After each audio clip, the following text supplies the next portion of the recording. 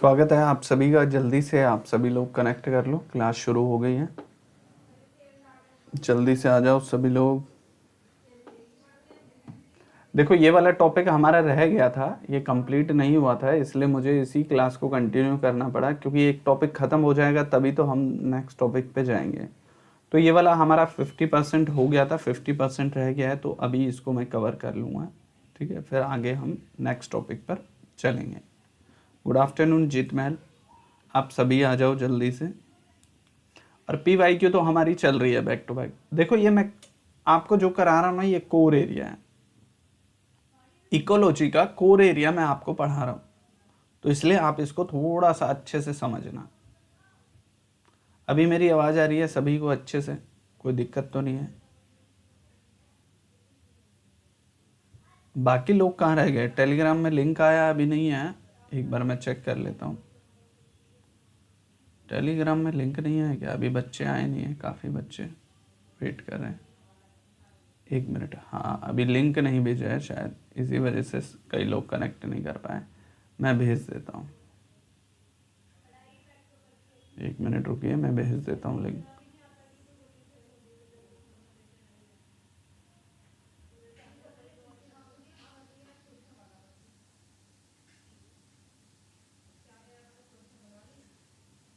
Link मैंने भेज दिया, आप लोग जुड़ जाना।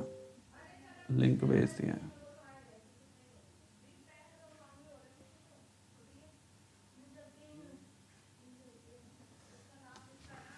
हाँ अभी आ जाएंगे धीरे धीरे करके, है ना, अभी थोड़ा टाइम लगेगा, धीरे धीरे करके सभी लोग कनेक्ट हो जाएंगे। तो शुरू करते हैं अपनी क्लास को। ये हमारा लास्ट वाला टॉपिक रह गया था, ठीक है, आक्रामक विदेशी प्रजातियां। तो ये याद रखना, ये इसके बारे में चलो मैं डिटेल में थोड़ा सा बता देता हूँ। देखो मैंने आपको इसके बारे में पढ़ा दिया था पिछली वाली क्लास में, अगर आपने नहीं देखी है तो देख लेना। जो मेन है वो मैं आपको बढ़ा देता हूँ।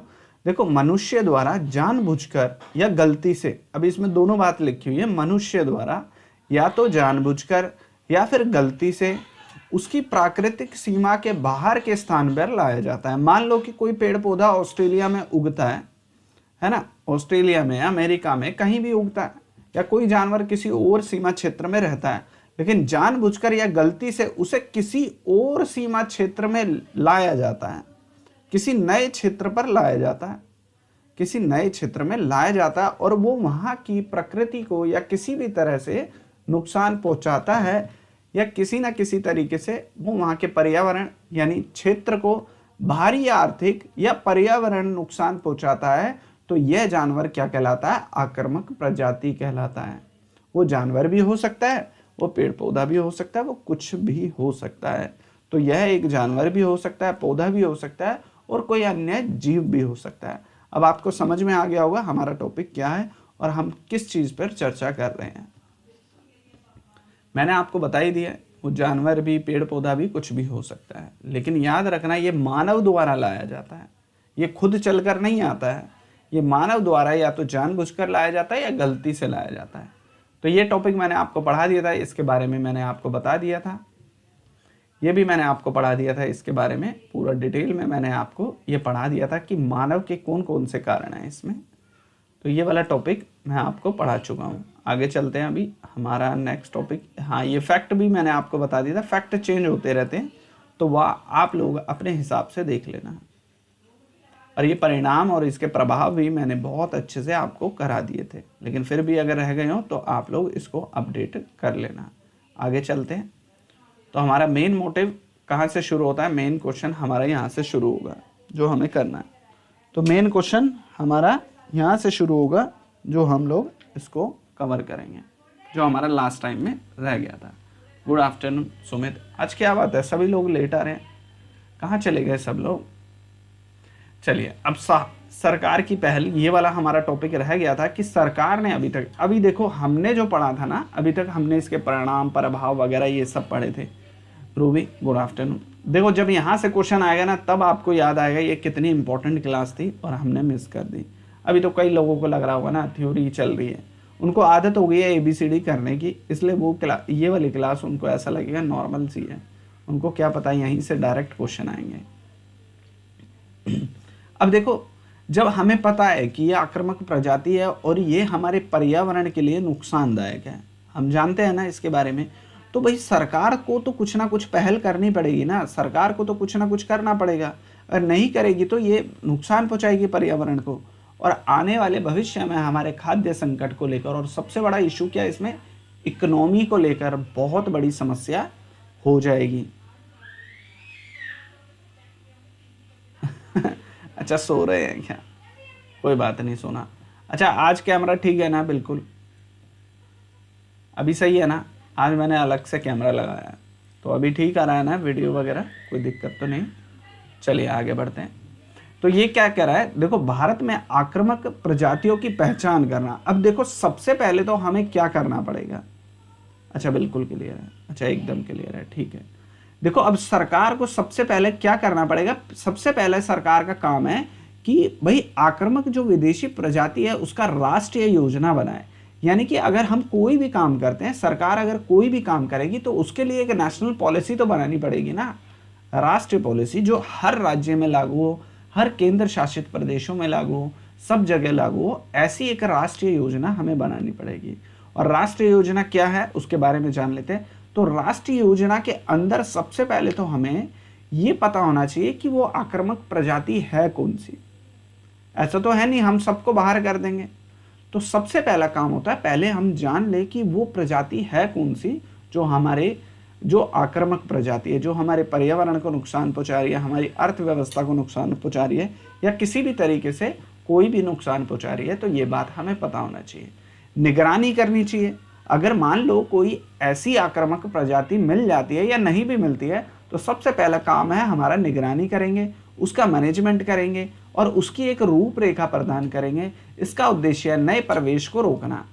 इसका उद्देश्य क्या है? सबसे पहला उद्देश्य है कि कोई नई प्रजाति भारत में ना आ जाए तो उसके नए प्रवेश को रोकना, और मौजूदा जो अभी कोई आक्रामक प्रजाति भारत में है तो उसको नियंत्रित करना कि वो ज़्यादा ना बढ़े, है ना, वो ज़्यादा ना फैले और ज़्यादा ना बढ़े। और प्रभावित जो भी हमारा पर्यावरण है जो प्रभावित हो चुका है तो उसको हमें क्या करना है, पहले जैसा बेटर करना है। जैसे यूकेलिप्टस है, आप सभी जानते हो उसने पर्यावरण को बहुत नुकसान पहुंचाया, स्थानीय प्रजाति को नुकसान पहुंचाया, पानी को सोख लिया गया, ग्राउंड वाटर बहुत तेजी से सोख लिया उसने। तो ये मेन कारण थे उसके, है ना, क्योंकि वो जमीन के अंदर काफ़ी गहरी उसकी जड़ें थी जो जमीन के पानी को सोख रही थी, जिससे ग्राउंड वाटर भी धीरे धीरे सूख रहा था। तो ये क्या, अगर ऐसा है, अगर उसके आने से हमारे पर्यावरण या हमारे इकोलॉजी को कोई नुकसान पहुंचा है, इकोसिस्टम को कोई नुकसान पहुंचा है, तो हम उसको पहले जैसा पुनर्बहाली करेंगे। तो ये सरकार का पक्ष है और आप लोगों को भी यही लिखना है, ये इंपॉर्टेंट है, लिख देता हूँ। मान लो अगर आपसे इंटरव्यू में पूछ ले कि कोई आक्रामक प्रजाति अगर भारत में है तो आपको क्या करना चाहिए, जो इसमें लिखा हुआ है ना सेम टू सेम आप यही बोल देना कि हमें एक राष्ट्रीय योजना बनानी पड़ेगी और उस राष्ट्रीय योजना का मेन मकसद होगा सबसे पहले वो पहचान करे, निगरानी करे कि कौन सी प्रजाति हमारे इकोसिस्टम को नुकसान पहुंचा रही है। फिर हम उसकी निगरानी करेंगे, उसका मैनेजमेंट करेंगे और एक उसका सिस्टम तैयार करेंगे जिसका उद्देश्य होगा कि प्रवेश जो कर रही हैं प्रजातियां, नई प्रजाति जो भारत में आ रही है उसको रोकना, और जो आ चुकी है उसका नियंत्रण अच्छे से करना, और जो प्रभावित हो चुकी है उसको पहले जैसी सिचुएशन में लेकर आना। समझ में आया पूरा टॉपिक? तो ये मेन बात इसमें कही गई है। आगे बढ़ते हैं। अब जैव विविधता मानव कल्याण पर राष्ट्रीय मिशन। तो ये जैव विविधता और मानव कल्याण पर राष्ट्रीय मिशन है। तो इसमें जितनी भी आक्रामक प्रजाति है उससे उत्पन्न खतरों का समाधान करना है और जैव विविधता के संरक्षण को बनाए रखना है। तो ये मेन मोटिव है इसका। आगे क्या कह रहा है, जैविक नियंत्रण कार्यक्रम। तो जैविक नियंत्रण कार्यक्रम में क्या होगा, भारतीय कृषि अनुसंधान परिषद और अन्य एजेंसी, यानी कि जो भी एजेंसी हमारे पर्यावरण से जुड़ी हुई है या हमारे जैविक सिस्टम से जुड़ी हुई है उसके बारे में बात कर रहा है। क्या कह रहा है कि भारतीय कृषि अनुसंधान परिषद, आप सभी जानते हैं एग्रीकल्चर में एक ये बहुत बड़ा संस्थान है। तो ये कहना चाह रहा है कि अन्य एजेंसी, केवल यही नहीं और इससे जुड़ी हुई अन्य एजेंसी, कोई भी एग्रीकल्चर से कोई भी इस तरीके से जुड़ी हुई है वह सभी, ठीक है, तो ये प्राकृतिक पारिस्थितिकी तंत्र को आक्रामक प्रजातियों के मैनेजमेंट और जैविक नियंत्रण उपायों पर लागू करेगी। ये कह रहा है ये जितनी भी एजेंसी है जो हमारे पर्यावरण से जुड़ी हुई है, एग्रीकल्चर से जुड़ी हुई है, इसका मेन काम क्या रहेगा, जितनी भी आक्रामक प्रजाति है उसका मैनेजमेंट करना और उसके नियंत्रण उपायों को शामिल करना। क्योंकि जब तक हम उसके नियंत्रण को कंट्रोल नहीं करेंगे ना, तो ये प्रजाति धीरे धीरे धीरे धीरे फैल जाएगी और हमारे पर्यावरण को नुकसान पहुंचाएगी, पूरे इकोसिस्टम को ये बदल कर रख देगी, जिससे हमारे पर्यावरण को बहुत ज़्यादा नुकसान पहुंचेगा। समझ में आया? कोई दिक्कत तो नहीं? ऐसे करके एक एक टॉपिक आप पढ़ेंगे। इसमें आक्रामक जितनी भी प्रजाति है उसके प्रसार को, यानी अगर कोई प्रजाति आ गई है, कोई पेड़ आ गया है, कोई पौधा आ गया है, कोई जानवर आ गया है, कोई जीव आ गया है, अगर वो धीरे धीरे आगे फैलाव बढ़ा रही है, अपने क्षेत्र को बढ़ा रही है, तो उसके प्रसार को नियंत्रण करने के लिए प्राकृतिक शत्रुओं और जैव एजेंटों का प्रवेश कर रहा है, यानी कि जो इसको नियंत्रित कर सके उनको हमें प्रवेश में लाना पड़ेगा। मतलब इसके अलावा हमें कुछ स्थानीय ऐसे पौधे लगाने पड़ेंगे जो इसकी प्रजाति को नियंत्रित कर सके, नहीं तो ये धीरे धीरे हमारी जो स्थानीय प्रजाति है उसको समाप्त करते हुए चले जाएंगे। समझ में आया? कोई दिक्कत तो नहीं है? एक एक करके देखो, ये सब एग्जाम में आते हैं। ये आपसे सी सेट के रूप में पूछ लेगा। अभी कल मैंने क्वेश्चन दिखाया था ना, सी सेट के रूप में पूछ लेगा। ये आपसे जीएस में पूछ लेगा, ये आपसे पर्सनैलिटी टेस्ट में पूछ लेगा। हो सकता है कोई पर्यावरण पर ऐसे आ जाए, ये वहां आपसे पूछ लेगा। तो आपकी जो सोच है ना वो ब्रॉड होनी चाहिए, थोड़ी बड़ी सोच होनी चाहिए। आप हर तरीके से हर टॉपिक को पढ़ने में सक्षम हो, ऐसी आपकी सोच होनी चाहिए। अब देखो, अनुसंधान और निगरानी के लिए हम कोई भी एजेंसी बनाते हैं, कोई भी सरकारी एजेंसी बनाते हैं, तो वो क्या करेगी और किस तरीके से हमें काम करवाना है उससे, एजेंसी से। कोई भी अनुसंधान या निगरानी के लिए एजेंसी बनती है तो हम उसको किस तरीके से काम करा सकते हैं। तो हमें क्या करना पड़ेगा, कोई सरकारी एजेंसी बनानी पड़ेगी, अब प्राइवेट तो नहीं बनेगी। तो अनुसंधान के लिए हमें संस्थान बनाने पड़ेंगे, विश्वविद्यालय बनाने पड़ेंगे जो आक्रामक प्रजाति के प्रभाव को ढंग से समझ सकें। यानी कि कोई व्यक्ति है जो इस पर पीएचडी करना चाहता है, रिसर्च करना चाहता है, अनुसंधान करना चाहता है। बहुत से बच्चे होंगे ना जो इन्हीं टॉपिकों पर रिसर्च करते होंगे, पीएचडी करते होंगे, एमफिल करते होंगे, बहुत सारे लोग होंगे। तो वो लोग इस पर रिसर्च करेंगे और इसको बेहतर ढंग से समझेंगे। मान लो कोई पौधा आता है, अमेरिका से कोई पौधा आ गया है और वो भारतीय पर्यावरण के लिए नुकसानदायक है या फायदेमंद है, इसकी जानकारी हमें कब मिलेगी, जब हम इस पर रिसर्च करेंगे। क्या करेंगे भाई? रिसर्च जब तक हम नहीं करेंगे तब तक हम उसके बारे में एक अच्छी जानकारी प्राप्त नहीं कर सकते हैं। रिसर्च करने के बाद ही हमें पता लगता है वो हमारे पर्यावरण के लिए पॉजिटिव है या नेगेटिव है। और रिसर्च लगातार चलता रहना चाहिए। जब हमें रिसर्च में सारी चीज़ें पता लग जाएगी तब जाकर हम उसकी निगरानी करेंगे और एक मैप तैयार करेंगे कि आगे भविष्य में हमें क्या करना है। समझ में आया ना सब कुछ? अब देखो, सबसे बड़ा इंपॉर्टेंट काम होता है जागरूकता। अब लोगों को हमें जागरूक करना पड़ेगा। कई लोग ले आते हैं ना पिटबुल जैसे कुत्ते, है ना, तो हमें लोगों के बीच में जागरूकता अभियान चलाना पड़ेगा ताकि कोई भी व्यक्ति इस तरह की हरकत ना करे। आपको लगता होगा आप बाहर से कोई भी चीज़ें ला सकते हैं, किसी भी जीव को मैं आपको बता रहा हूँ, कोई भी जीव किसी अन्य देश से आप विदाउट सरकार की परमिशन नहीं ला सकते हैं, और ना ही अपने देश से कोई भी पेड़ पौधा प्रजाति किसी अन्य देश को नहीं दे सकते हैं। आपको पता है जब भारत और पाकिस्तान का विभाजन हो रहा था, ध्यान से सुनना, जब विभाजन हो रहा था तो वहाँ पर एक व्यक्ति जो भारत में रहता था वो पाकिस्तान जा रहा था, उसके घर में एक तुलसा का पौधा था, है ना। तो वहाँ की आर्मी ने यानी इंडियन पुलिस ने या कोई भी उस समय में रहा हो सरकार की तरफ से, उन्होंने वो पौधा उसको ले जाने नहीं दिया, क्योंकि ये कानून में है कि आप कहीं से भी किसी जीव को नहीं ले जा सकते हैं।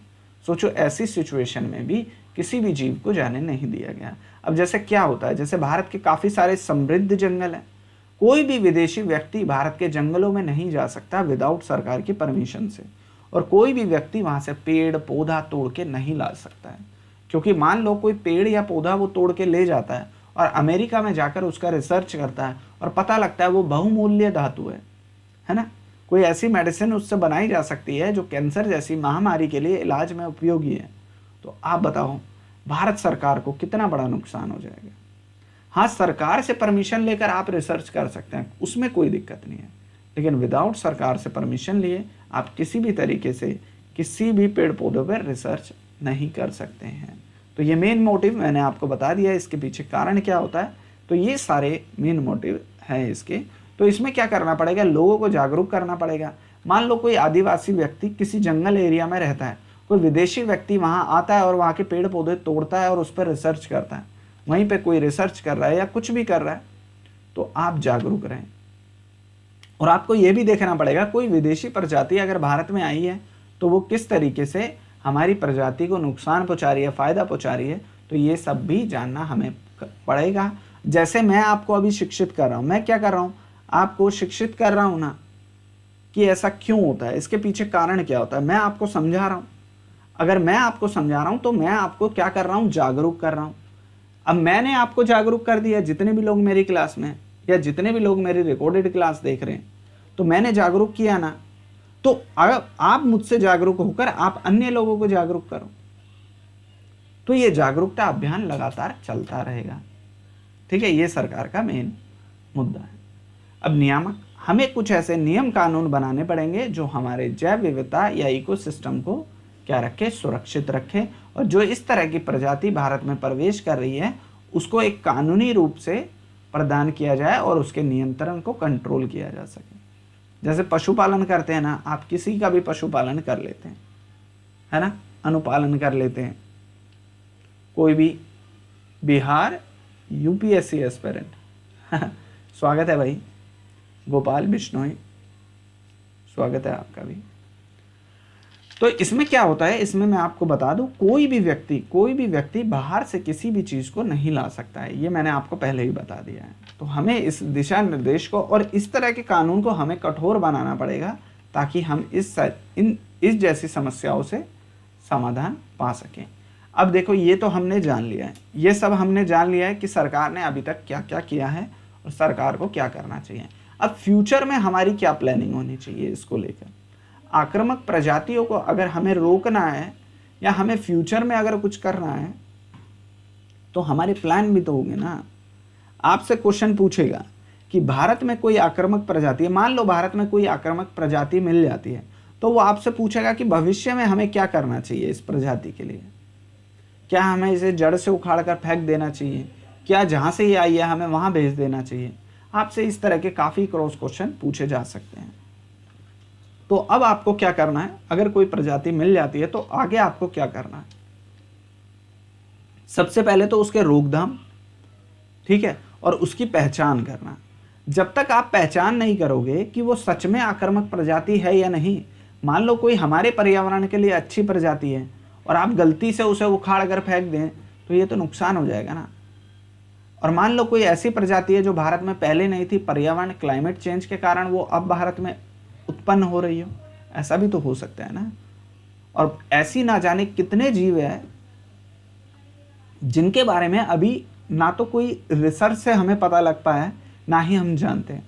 आप जानते हैं ना, पृथ्वी पे ना जाने कितने जीव जंतु हैं जिनके बारे में हमें अभी कुछ भी जानकारी नहीं है, हमें पता ही नहीं है वो जीव कौन है ना।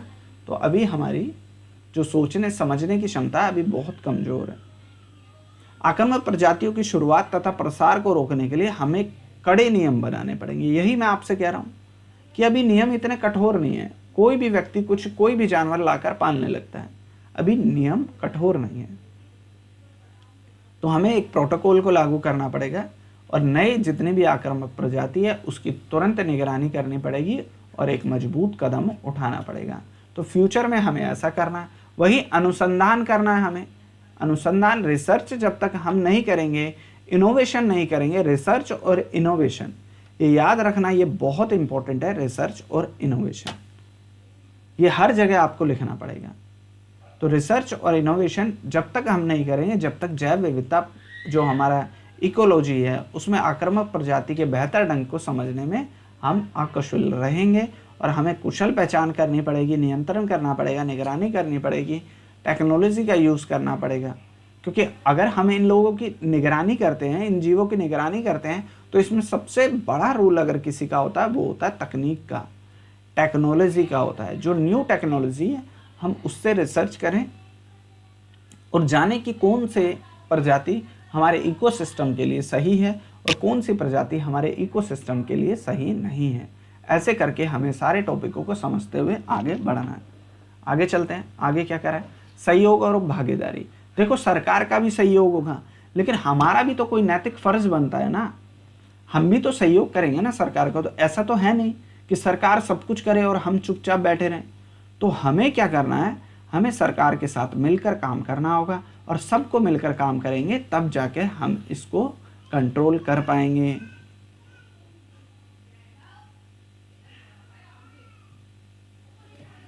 देखो मैं आपको कहना चाहता हूं, कई लोगों को, देखो मेरी बात आप नहीं समझ रहे हो, बिहार यूपीएससी एस्पिरेंट, मैं आपको बता दूं, देखो एनसीईआरटी क्या है। एनसीईआरटी अगर आपको कुछ भी नहीं आता है तो आप एनसीईआरटी पढ़िए। अगर आप पहले अच्छी बुकें पढ़ चुके हैं तब आपको एनसीईआरटी पढ़ने की ज़रूरत नहीं है, बिल्कुल भी नहीं है। फिर आप अपनी प्रोफेशनल जो यूपीएससी की बुक है आप उनको पढ़ सकते हैं। ठीक है, समझ में आ रहा है। और एनसीईआरटी आप कहीं से भी स्टार्ट करो, उसका कोई ऐसा पैमाना नहीं है कि आपको कहाँ से शुरू करना है। जहाँ से आपको ठीक लगे आप वहाँ से पढ़ लो, कोई दिक्कत नहीं है। देखो लिखा उसमें भी वही बात है जो आप प्रोफेशनल बुक में पढ़ते हैं। देखो एक बात सुनो, जो रामशरण शर्मा की बुक है, ध्यान से सुनना, एनसीईआरटी में भी वही लिखा हुआ है और जो बुक है ना उसमें भी यही लिखा हुआ। आप बताओ यहां पर हड़प्पा सभ्यता बदल जाएगी क्या? नहीं बदलेगा ना, सब कुछ सेम ही है। एक बुक पढ़ो, उसको बार बार पढ़ो, ये सबसे अच्छा तरीका है। आप दुनिया भर की बुक इकट्ठी करके कुछ हासिल नहीं होगा। अगर आपको कुछ भी नहीं आता है तो आप एनसीईआरटी से स्टार्ट करें। मान लो कोई बच्चा है जिसने इतिहास कभी नहीं पढ़ा है, कभी भी नहीं पढ़ा है, तो वो एनसीईआरटी पढ़ सकता है। कोई ऐसा बच्चा है जिसको ज्योग्राफी बिल्कुल भी नहीं आती है, वो ज्योग्राफी पढ़ सकता है। जिसको कुछ भी नहीं आता है वो एनसीईआरटी का हेल्प ले सकते हैं। अदरवाइज जिन लोगों ने पढ़ा रखा है और जिनके पास अच्छी खासी नॉलेज है, तो मैं बिल्कुल सजेस्ट नहीं करूंगा कि एनसीईआरटी पे ज़्यादा फोकस करना चाहिए। ठीक है, गुड आफ्टरनून देवीश्री। अरे एनसीईआरटी इतना ज़रूरी होता तो वो लोग आपसे बीए क्यों करवाते हैं? आप बताओ ना, आपसे ग्रेजुएशन क्यों करवाते हैं? वो 12th के बाद क्यों नहीं रखा यूपीएससी का पेपर? आप बताओ ना, 12th के बाद क्यों नहीं रखा पेपर? अगर एनसीईआरटी इतनी इंपॉर्टेंट होती तो 12वीं के बाद पेपर होता ना यूपीएससी का। बीए के बाद क्यों रखा है?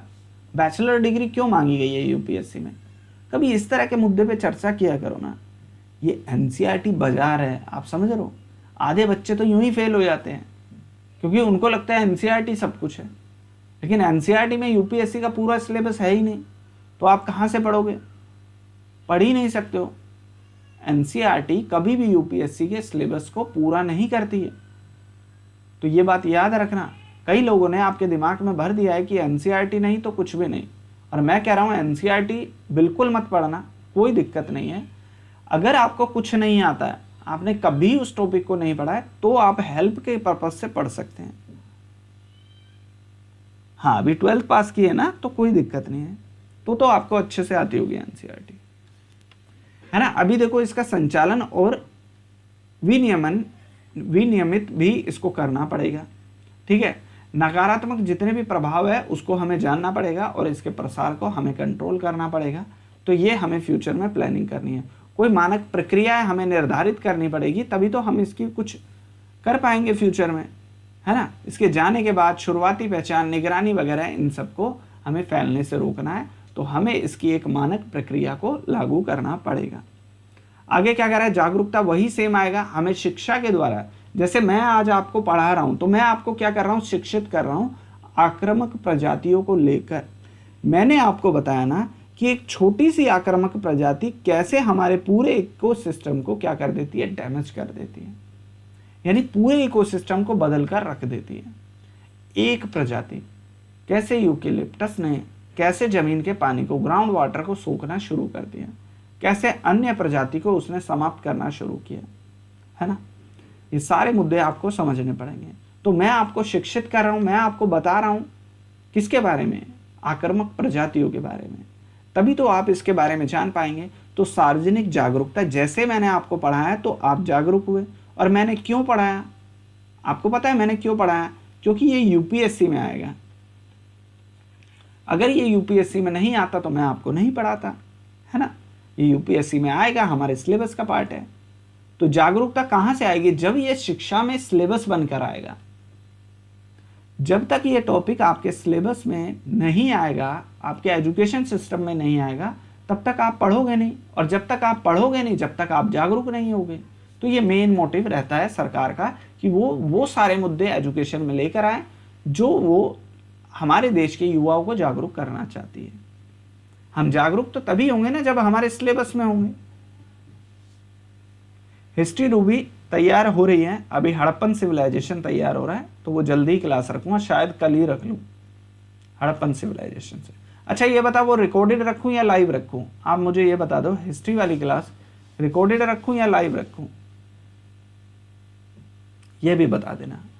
आगे बढ़ते हैं, क्षमता निर्माण और प्रशिक्षण। तो हमें क्षमता का निर्माण करना पड़ेगा और लोगों को प्रशिक्षण भी देना पड़ेगा, तब जाके हम जितनी भी आक्रामक प्रजाति है उसकी पहचान कर पाएंगे, निगरानी कर पाएंगे, मैनेजमेंट कर पाएंगे।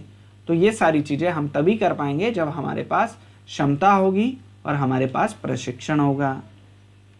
अच्छा ठीक है, कोई बात नहीं, लाइव रखता हूँ। अच्छा प्रियांशु कह रहे रिकॉर्डेड, हाँ कोई बात नहीं, ज़्यादा रख देंगे, कोई दिक्कत नहीं है। देखो कंटेंट लगा होता है स्लाइड में, कंटेंट मैं इसलिए लगाता हूँ ताकि ये सब टॉपिक मैं भूल ना जाऊँ। ऐसा नहीं है मुझे नहीं पता, मुझे ये सारा पता है, लेकिन मैं भूल ना जाऊँ कुछ, इसलिए लगाता हूँ। और आपको कंटेंट की ज़रूरत पड़ती है।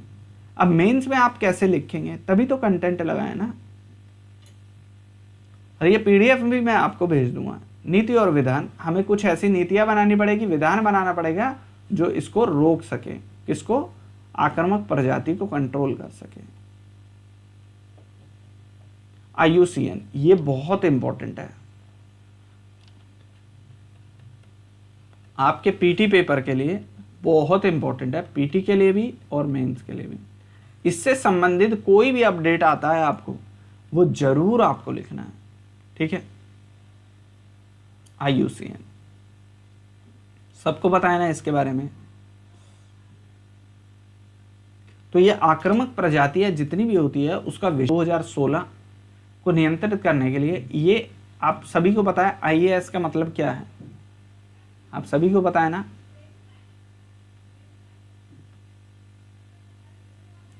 चलिए आगे बढ़ते हैं। ये वो वाला IAS नहीं है जो आप जिसकी तैयारी कर रहे हैं, तो वही तकनीकी, इसका साइंटिफिक तरीके से हमें इसको सहायता प्रदान करनी पड़ेगी, तब जाके हम इसको कर पाएंगे।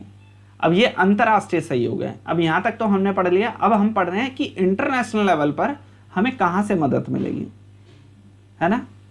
इंटरनेशनल लेवल पर हमें कहाँ से मदद मिलेगी, तो ये है IUCN, ये हमारी मदद करेगा, हमारी सहायता करेगा।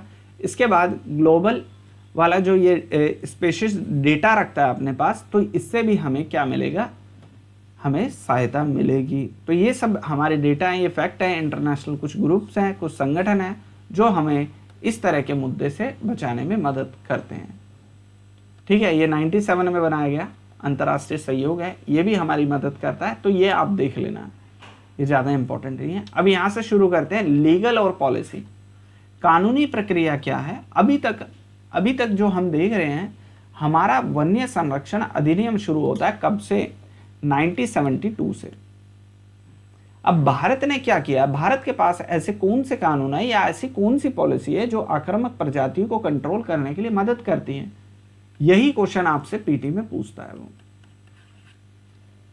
तो सबसे पहला हमारा वन्य संरक्षण अधिनियम, इसको याद रखना, ये बार बार एग्जाम में पूछा जाता है और पीसीएस का तो बहुत फेमस क्वेश्चन है ये।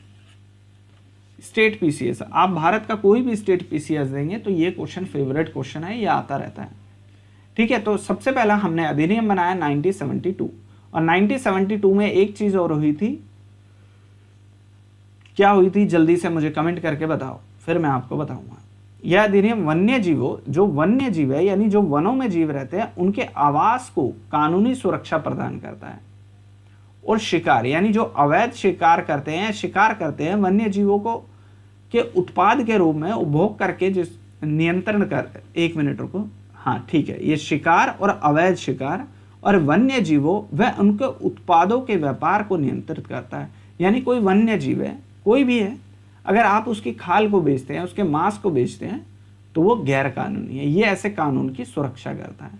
यानी आपने देखा ना कि नेशनल पार्क होते हैं तो वहाँ पर कोई भी व्यक्ति नहीं जा सकता है, सरकार का रिजर्व एरिया होता है, वहाँ पर आप नहीं जा सकते हैं, कोई भी नहीं जा सकता है। तो नेशनल पार्क होता है, कोई छूट देते हैं, वो एक अलग बात है, लेकिन आप वहाँ पर बिल्डिंग बनाकर नहीं रह सकते हैं। फॉरेस्ट एरिया में आप ऐसा नहीं कर सकते हैं। तो ये आपको बता दिया। आगे बढ़ते हैं। उसके बाद आता है 80 में वन संरक्षण अधिनियम 1980 में, ठीक है। तो इसका भी वनों को सुरक्षा प्रदान करना इसका मेन उद्देश्य था और इसका भी वन्य जीवों की सुरक्षा थी।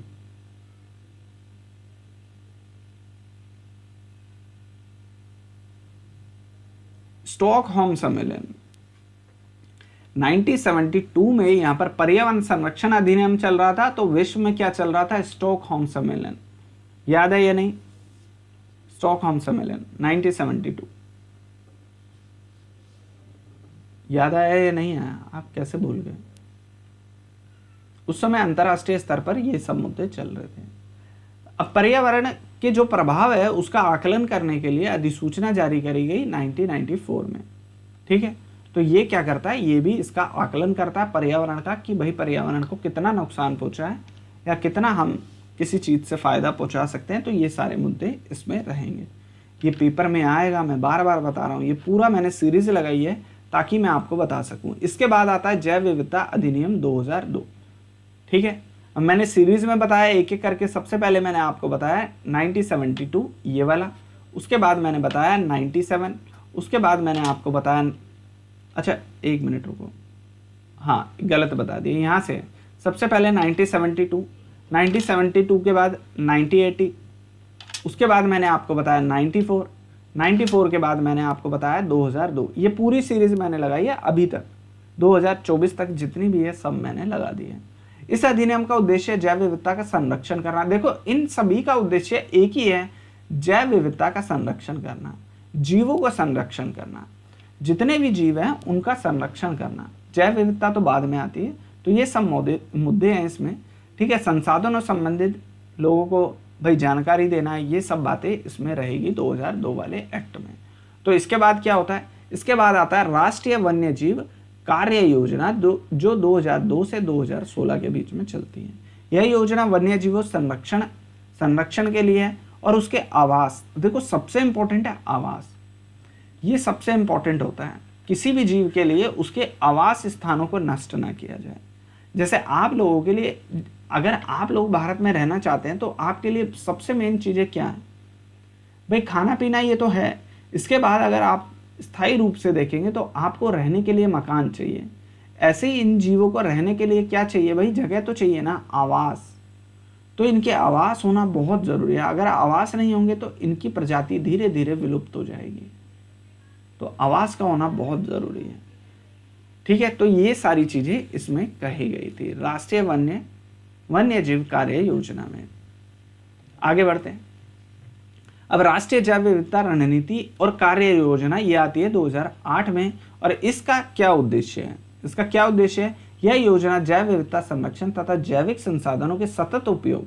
अब देखो ये यूं कह रहा है, अब देखो जैव विविधता आ जाएगी ना, हर जगह आपको जैव विविधता मिलेगी।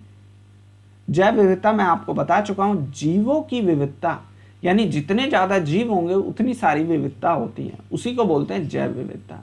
जैव विविधता एक पॉजिटिव स्टेटमेंट है, पॉजिटिव, ये हमारे लिए अच्छी होती है। जितनी ज्यादा जैव विविधता रहेगी उतनी हमारे लिए बेहतर रहेगी, ठीक है। और समान लाभ तथा साझाकरण के लिए देश की रणनीति तथा प्राथमिकताओं के कार्यों को रेखांकित करती है, ठीक है। तो ये मेन मोटिव है इसका।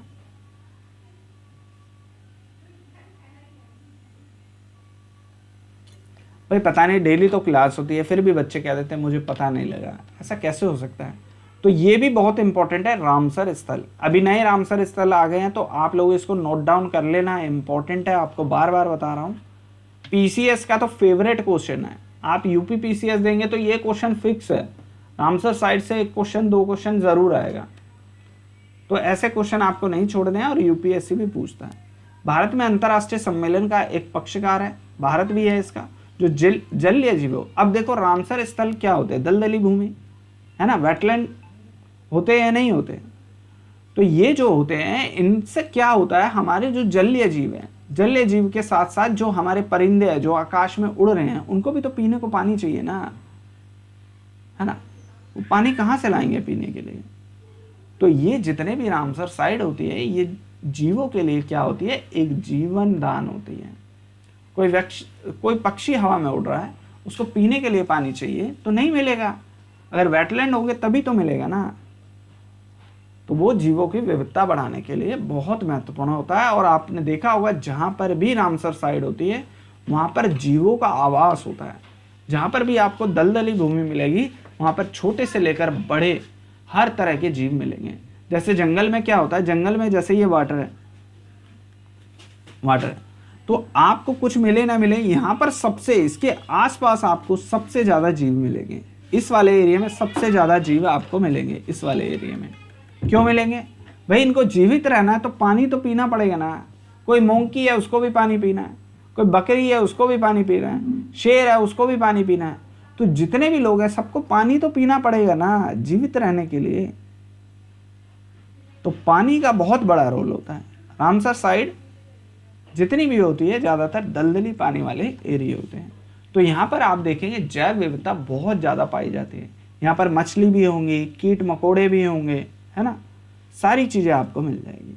तो इसलिए जितनी भी रामसर साइड होती है वो हमारे लिए इम्पोर्टेंट हो जाती है। इसलिए इसी को बोलते हैं आर्द्र भूमि, दलदली भूमि, है ना, वेटलैंड। तो वही मैं आपको बता रहा हूँ, पानी जो होता है ना रामसर साइड क्या है, ये सब पानी दलदली भूमि है ना। कोई भी जीव रहेगा जीवित रहने के लिए उसको तो वही आना ही पड़ेगा।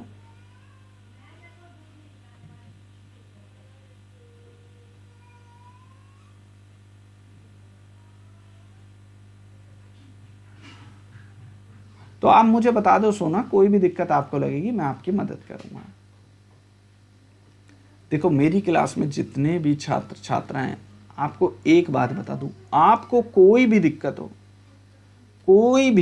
हो आप मुझसे बातचीत करो। यूपीएससी में सबसे बड़ी समस्या ये है कि कोई अच्छे से आपको बता ही नहीं पा रहा है। अच्छी गाइडेंस ना मिलना सबसे बड़ी समस्या है। यूपीएससी में कोई आपको अच्छी जानकारी नहीं दे रहा है। कोई कह रहा है एनसीईआरटी पढ़ लो। आप पता है यूपीएससी की तैयारी आप रील से कर रहे हैं, यूट्यूब की रील देखते हो, आपको जो अच्छी लगती है आप उसको फॉलो करने लगते हो, है ना। आप बस यही कर रहे हो, इसके अलावा आपको पता नहीं है। यूपीएससी की तैयारी से संबंधित सबसे बड़ी समस्या होती है आपको अच्छी गाइडेंस नहीं मिल पा रही है। जिस दिन आपको अच्छे से गाइडेंस मिल गई, आपकी समस्याओं का समाधान हो गया, उस दिन आप समझ लेना यूपीएससी के बहुत करीब हो। अब पहली समस्या क्या है, जैसे मैं पीटी को बताऊं, पीटी सबसे बड़ी समस्या है, सब लोगों की है पीटी। अब हर बच्चा हर टीचर से यही बोलता है सर पीटी नहीं हो रहा है, यही कहेगा ना सर पीटी नहीं हो रहा है। और ये वाला सर क्या कहेगा, जो भी सर होता है वो यही कहता पढ़ो। आप किसी से भी पूछोगे हर टीचर यही कहेगा पढ़ो। लेकिन किसी बच्चे में हिम्मत नहीं है, जो बच्चा इनमें से जिनका पीटी नहीं हो रहा है, इनमें से कोई एक बच्चा खड़ा होकर कह दे कि सर हमने पढ़ लिया है लेकिन फिर भी नहीं हो रहा है ना। कोई नहीं कहेगा, हर टीचर ये कह देगा पढ़ो तभी पीटी होगा, लेकिन कोई बच्चा ये नहीं कहता सर हम पढ़ रहे हैं फिर भी नहीं हो रहा है। लेकिन मैं आपको बता रहा हूं, अगर आप पढ़ चुके हैं फिर भी आपका पीटी नहीं हो रहा है तो कहां समस्या है, और मैं उस समस्या पे काम कर रहा हूं। समस्या क्या है, क्वेश्चन। आपको क्वेश्चन ही नहीं समझ में आ रहा है जो यूपीएससी के पीटी में दिया गया है, आपको क्वेश्चन ही नहीं समझ में आ रहा है जो मेंस में दिया हुआ है। आंसर तो तभी करोगे ना जब क्वेश्चन समझ में आएगा। आपको क्वेश्चन ही नहीं समझ में आ रहा है तो समस्या कहाँ है, आपके पढ़ने में समस्या नहीं है, समस्या है यूपीएससी के क्वेश्चन में। यहाँ समस्या है आपके सामने, ये वाली समस्या है, क्वेश्चन ही नहीं समझ में आ रहा। आप 2 साल पढ़ो, 4 साल पढ़ो, 10 साल पढ़ो, क्वेश्चन नहीं समझ में आ रहा है, ये समस्या है। और क्वेश्चन में वो पूछता ही नहीं है जो आप किताबों में पढ़ रहे हो, है ना। क्वेश्चन में कभी नहीं पूछेगा वो आपसे। जैसे कई बच्चे क्या है, वो क्या करते हैं, याद कर रहे हैं। क्या करते हैं, याद करते हैं। स्टॉकहोम सम्मेलन इस तारीख को हुआ, इस डेट को हुआ, कहाँ हुआ, कितने मेंबर थे, क्या हुआ क्या नहीं, वो कभी आपसे पूछेगा ही नहीं, है ना। वो तो आपसे पूछेगा स्टॉकहोम सम्मेलन का मकसद क्या है भाई, है ना। ग्लोबल वार्मिंग क्या है, वो ये पूछेगा आपसे। जैव विविधता क्या है, वो ये पूछेगा आपसे। और आप कुछ और ही पढ़ रहे हैं। ये सबसे बड़ा कारण है यूपीएससी पीटी ना होने का। और इसमें सबसे ज़्यादा अगर कोई फंसा हुआ है ना, वो हिंदी मीडियम का बच्चा फंसा हुआ है। मैं सच बता रहा हूँ, हिंदी मीडियम का बच्चा इतना मासूम है ना, कोई भी बड़ा टीचर उसको जो बोल देता है, बेचारा बुक लाता है, खरीद के पढ़ने लगता है। उसको लगता है ये बड़ा टीचर है, इसने जो कह दिया वो ही सत्य है। यार अपना कॉमन सेंस लगाओ। जब तक आप अपने बारे में नहीं सोचोगे, अपना कॉमन सेंस नहीं लगाओगे, आप दुनिया का कोई भी एग्जाम दे देना, कभी नहीं निकलेगा। एग्जाम आपको देना है, उस टीचर को नहीं देना है, आपको देना है। तो आप अपने हिसाब से रणनीति बनाओ, उस टीचर के हिसाब से रणनीति मत बनाओ। वो तो आपको कह देगा सुबह 5 बजे उठो, है ना, और 5 बजे आपको नींद आ रही है, ऐसे ऐसे झूल रहे हो, तो बताओ 5 बजे आप कैसे पढ़ लोगे। लेकिन किसी बड़े टीचर ने कह दिया तो आप फॉलो करोगे, जबरदस्ती फॉलो करोगे।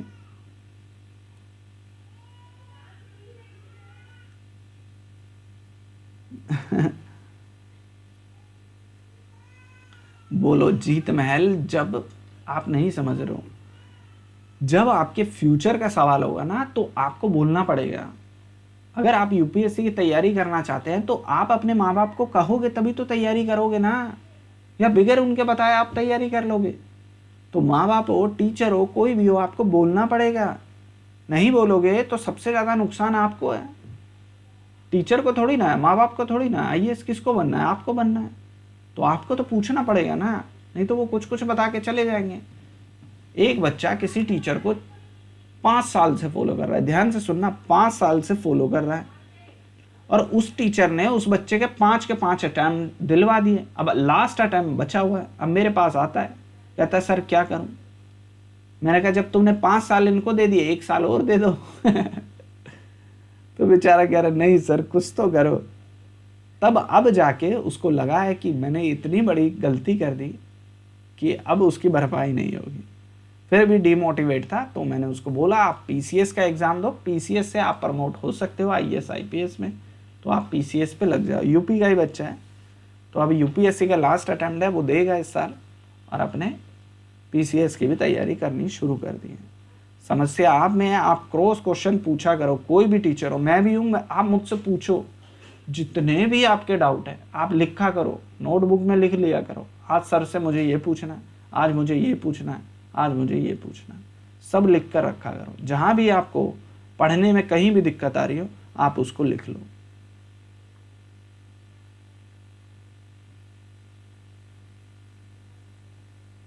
अच्छा, नहीं सब पास हो जाएंगे, ऐसी बात नहीं है। मैंने आपको बहुत अच्छे से पूरा पेपर समझाया कि 50% ऐसे क्वेश्चन होते हैं ना, आप कहीं से भी पढ़ लो, आप कहीं से भी रट लो। ये 50% के जो क्वेश्चन होते हैं ना, ये कॉमन सेंस के होते हैं। इसमें आप पढ़ोगे ना तो पढ़ाई काम नहीं आएगी, आपको अपने दिमाग का इस्तेमाल करना पड़ेगा। आप कितना भी पढ़ लो तो भी नहीं निकलेगा ये। जब आपको पता है ये पेपर पढ़ के नहीं निकलेगा, तो आप क्यों अपना समय बर्बाद कर रहे हो। आप कॉमन सेंस पे काम करो। कॉमन सेंस समझ रहे हो ना। अभी मान लो जैसे एक बुक में लिखा हुआ है, ध्यान से सुनना, एक बुक में लिखा हुआ है कि भाई सोना जो है ना, सोना जो है वो अन्वी की दोस्त है। अन्वी की क्या है, दोस्त है, दोस्त है। सोना अन्वी की दोस्त है, ये आपकी बुक में लिखा है। और क्वेश्चन आ गया कि अन्वी सोना की दोस्त है। अब आप इस क्वेश्चन को गलत कर देंगे, क्योंकि बुक में तो लिखा है ना सोना अन्वी की दोस्त है। अन्वी सोना की दोस्त नहीं है, सोना अन्वी की दोस्त है। सोना अन्वी की दोस्त है, ये बुक में लिखा हुआ है, और आपने यही रटा है। लेकिन मेरी क्लास में आपको बताया जाता है केवल किताब नहीं रटनी है, आपको कॉमन सेंस लगाना है। भाई जब वो उसकी दोस्त है तो वो भी तो उसकी दोस्त हुई ना। बस यहीं आके पीटी का पेपर फंस रहा है। आप पढ़ रहे हो लेकिन क्वालिटी एजुकेशन नहीं ले पा रहे हो। जब तक क्वालिटी एजुकेशन नहीं होगी तब तक आप चाहे 10 साल पेपर दो तब भी आपका पेपर नहीं लगेगा, नहीं निकलेगा, है ना। अच्छा, ऐसे स्टूडेंट महान होंगे। कुछ दिन मेरी जितनी भी रिकॉर्डेड क्लास है ना, देखो मैं ये नहीं कह रहा हूं मैंने एक बार अगर PYQ ले लिया, PYQ मैंने ले लिया तो आप ये मत सोचो एक बार पढ़ना है, उसको 2 बार 3 बार 4 बार आप उसको देखो, बार बार देखो उसको, आपको देखना पड़ेगा। PYQ में जो तरीका मैं आपको समझा रहा हूँ वो तरीका आपको प्रैक्टिस से मिलेगा। 2-3 बार आप अपने PYQ की क्लास को रिपीट करो, देखो उसमें, और अपने सामने क्वेश्चन पेपर लेकर बैठो कि मैंने क्या सोच के उस आंसर को सही किया है और क्या सोच के मैंने उस आंसर को गलत किया है। ये सारी चीज़ें आपको PYQ में मिलेगी। तभी तो कह रहा हूँ बैक टू बैक आप देखो। अभी देखो अनवी कह रही ट्रिक बेस्ट है। आप बताओ, मैंने जितनी भी ट्रिक बताई है आप बताओ बिल्कुल परफेक्ट बैठती है ना? क्यों बैठती है?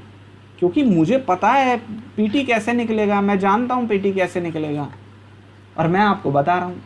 लेकिन आपको यकीन नहीं आएगा इतना आसानी से पीटी कैसे निकल जाएगा, है ना।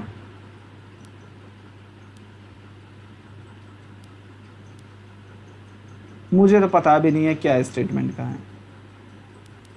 और देखो ट्रिक से मान लो, मेरी बात सुनो, ट्रिक से अगर 100 में से 10 क्वेश्चन गलत भी हो जाते हैं ना तो कोई आफत नहीं आएगी। 10-15 भी गलत हो गए तो क्या हो गया?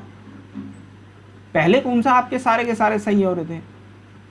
आप इसको लेकर नेगेटिव मत होना। 1-2-3 क्वेश्चन आपके गलत होंगे, मैं मानता हूं इस बात को। अगर मैं भी यूपीएससी का पेपर देने जाऊंगा, मैं भी अगर ट्रिक का इस्तेमाल करूंगा तो मेरे भी गलत होंगे। अच्छा 18 नंबर भी नहीं आते थे।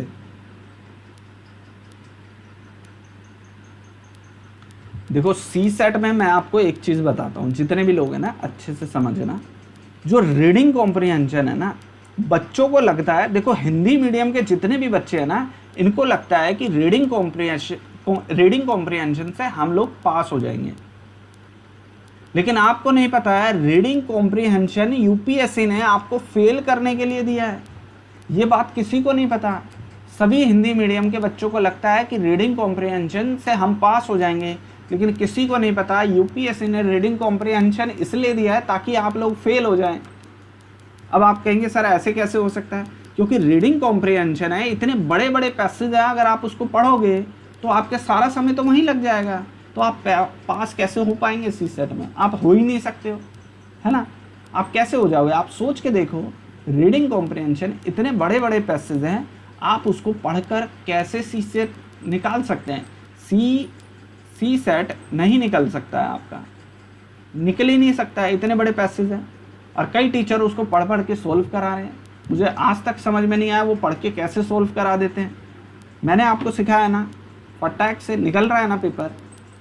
केवल आपको 40 मिनट में, सारे 40 मिनट में आपके सारे रीडिंग कॉम्प्रिहेंशन कंप्लीट हो जाएंगे, है ना।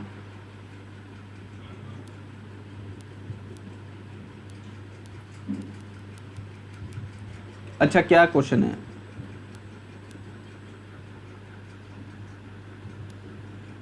सर मेरे पैसेज और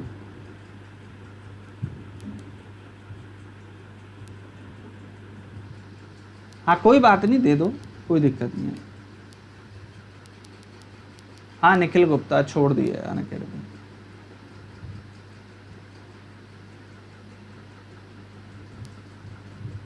देखो मैं आपको बताता हूँ, 3 मेन चीज़ है। एक तो मैथ्स, एक रीजनिंग, है ना, और एक रीडिंग कॉम्प्रिहेंशन। ये 3 मेजर पार्ट हैं CSET के, है ना। कम से कम आपको इन दोनों में से 2 चीज़ें तो आनी चाहिए, मिनिमम 2 चीज़ें तो आनी चाहिए। या तो आप मैथ कर लो, रीजनिंग कर लो, या फिर आप रीजनिंग और रीडिंग कॉम्प्रिहेंशन कर लो, या रीडिंग कॉम्प्रिहेंशन मैथ कर लो। जो आपका मन है वो कर लो, 2 तो मिनिमम करना है। लेकिन मैथ इतना बुरा नहीं है, मैथ में लगभग 5-6 क्वेश्चन ऐसे आते हैं जो बहुत आसान होते हैं। 5 से 6 क्वेश्चन ऐसे आते हैं जो बहुत आसान होते हैं। आप अगर थोड़ा सा भी आपने पढ़ा है तो उन क्वेश्चनों को आप बड़े आराम से कर सकते हैं, कोई दिक्कत नहीं है। कि मैं ये नहीं कह रहा हूँ पूरा मैथ पढ़ो और पूरा मतलब भयंकर टाइप का पढ़ो, नहीं।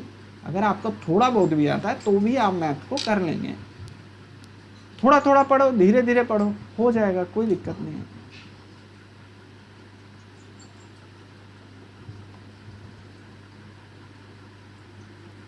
सर मुझसे यूपीएससी प्रीलिम्स नहीं निकलता। भाई कैसे नहीं निकलेगा? देखो, निखिल ने कहा मुझसे भाई पीटी नहीं निकल रहा है। निखिल ने यही नहीं कहा ना, निखिल कह रहा है मुझसे पीटी नहीं निकलता। तो निखिल एक बात याद रखना, किसी का तो पीटी निकलता है ना, तो वो कैसे निकलता होगा?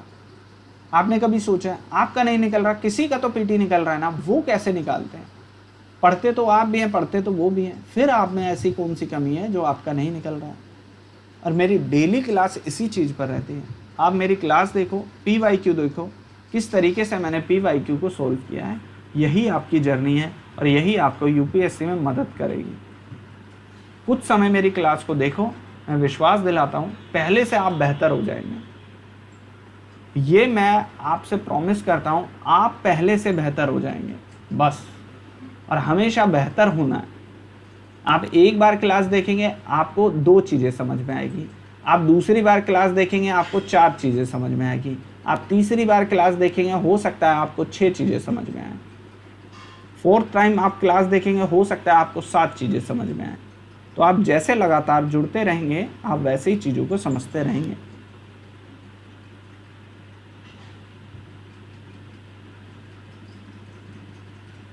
करो, अब यशिका मैडम पढ़ाएंगे तो आप थोड़ा सा आप देख लेना एक बार, है ना। क्लास पढ़ते रहा करो, कोई दिक्कत नहीं। जो आपका सबसे वीक पॉइंट है ना, सबसे पहले आप उसको पकड़ो, सबसे पहले आप उसको कंप्लीट करो, कोई दिक्कत नहीं होगी।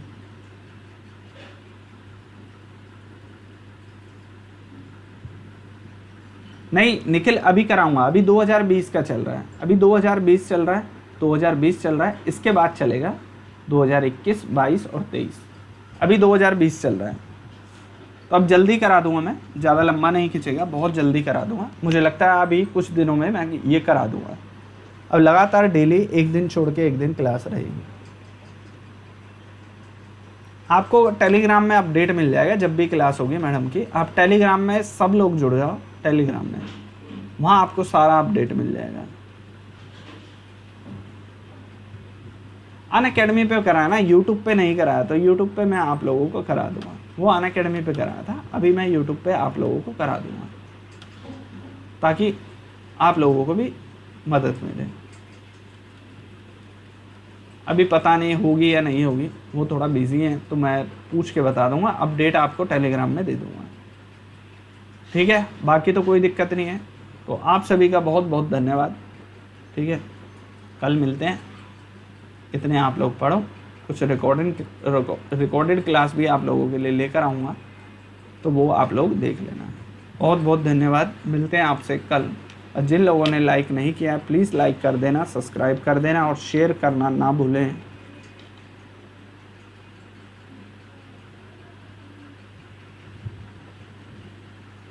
अच्छा,